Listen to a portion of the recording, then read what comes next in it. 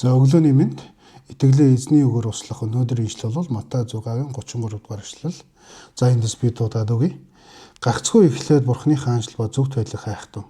Тэгвэл энэ бүхнийг та нарт нэмж өгөх болно гэсэн ишлэл байна. За энэ дээр маш чухал хоёр сэдвийг ярьж байгаа. Та эхлээд Бурхны хаанчлал, хоёрдугаарт нь зөвхт байдал. Энэ хоёрыг мөшөх юм бол ийм зүйлсийг эдгээр зүйлсийг чам нэмж өгнө гэж ингэж амласан байна. Эдгээр зүйлс гэдэг дээр уртл хам сэдвийн хүрээнд харах юм бол ингэж байгаа те. Юу идэвхлээ, юу өмсгөлээ, юу уух вүлээ гэдэг дээр эд материалыг эдгээр зүйлсүүд дээр анхаарлаа бүү хандуулж санаа зовоорой гэсэн энэ агуулгыг хэлж байгаа. Хэрвээ энэ багц ишлэлийн хүрээнд харах юм бол бүх санаа зов гэдэг юм бас ишлэл байгаа те.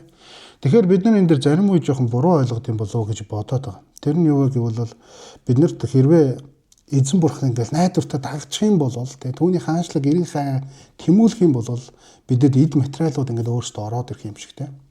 Энд бол тийм санаагаар огт хэлээгүй харин хэрвээ чи эзэн бурханыгаа дагаад тэгээ түүний хаанчлаг эрийн хайгаа зөвхт амьдралаар амьдрах юм бол эдгээр зүйлсүүд чиний амьдралд өөрсдөө бий болно. Дээрээс нь эзэнд итгэж найдаж байгаа хүн санаа зовхгүйгээр амьдрах боломжтой болдог юм а гэдэг ийм санааг агуулж байгаа юм шүү. Тэгэхээр санаа зовлгүйгээр энэ өдрийг сайхан өнгөрүүлээрэй.